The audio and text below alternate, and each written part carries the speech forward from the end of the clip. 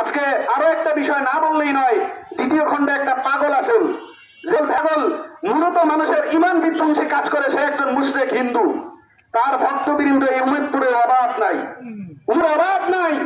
আমি প্রত্যেক জুমায় তার বিরুদ্ধে কথা বলি, শুধুমাত্র আমার মসজিদের মোতাওয়াল্লি ওই জায়গার স্থানীয় মাতবর হওয়ার কারণে আমাকে ওরা গায়ে অ্যাটাক করতে পারে নাই, নচেত আমার কল্লা ফলায় দিত। আজকে দেখেন, পাগল এবং মাদক দুইটাই একরা ওই জায়গা থেকে। মানুষ গোড়া খোঁজে, গোড়া পায় না, গোড়া ওই জায়গায়। সুস্পষ্ট কথা, পরিষ্কার কথা আমাদের, যে কেউ মাদক নিয়ে এলাকার মধ্যে ছড়াছড়ি করতেছেন, সাবধান হয়ে যান।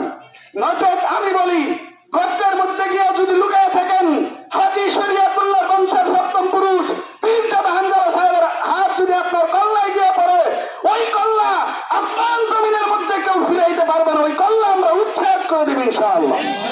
গতকালকে আমার ইউনিয়ন শিরওয়াইলে আমরা অবৈধ বালু উত্তোলন, মাদক, সন্ত্রাস, জুয়ার বিরুদ্ধে বিক্ষোভ সমাবেশ করার কারণে সকাল থেকে এই পর্যন্ত আমাকে 8 থেকে 9 জন মানুষ হুমকি দিয়েছে যে তোমাকে আমি তো দেখে নিব, আমি মরে যাওয়ার পরে, আমি যদি জীবনে না নিতে পারি, আমি মরে যাওয়ার পরে আমার ছেলে সন্তানদেরকে ওসিয়ত করে যাব, তোমারও যাতে দেখে নেয়। আমি পরিষ্কার বলতে চাই, আমার মৃত্যুর জন্য একমাত্র কারণ হলো আমার সত্যবাদিতা, আমার এই সত্য কণ্ঠ, আমার এই কোরআনের আওয়াজের কণ্ঠ যদি কেউ বন্ধ করতে চায়, আমার জীবনের বিনিময় বন্ধ করতে পারবে, নচেত আমার এই কণ্ঠকে বন্ধ করতে পারবে না ইনশাআল্লাহ। আজকে দেখেন, মাদকের ছোট্ট একটা কথা বলি, কাদিরপুরে মাদক বিরোধী অভিযান করার কারণে আমরা ওই দিন তো যাই হোক, ঘটনা যা হওয়ার তা হয়ে গেছে। পরবর্তীতে দেখেন, মাদকাসক্ত ব্যক্তিরা আমাদের সেই ভাইদেরকে কাদিরপুরে না দ্বিতীয় খণ্ডে অ্যাটাক দিচ্ছে, তাও ভ্যানদা কুড়াল নিয়া। বুঝেন, আপনি এখানে সমাবেশ করেন, আপনি করকচরে বেড়াইতে যাবেন, আপনাকে সেখান থেকে ফালায় দিবে ওরা, কারণ ওদের লিঙ্ক আছে। সারা শিবচরে ওরা একটা চক্রের মতো বসবাস করে। আজকে আরো একটা বিষয় না বললেই নয়, দ্বিতীয় খণ্ডে একটা পাগল আছেন, যে পাগল মূলত মানুষের ইমান বিধ্বংসী কাজ করে। সে একজন মুশরিক হিন্দু, তার ভক্তবৃন্দ এই উমেদপুরে অভাব নাই, অভাব নাই।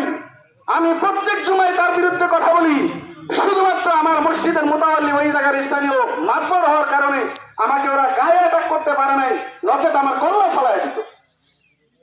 আজকে দেখেন, পাগল এবং মাদক দুইটাই একরা ওই জায়গা থেকে। মানুষ গোড়া খোঁজে, গোড়া পায় না, গোড়া ওই জায়গায়।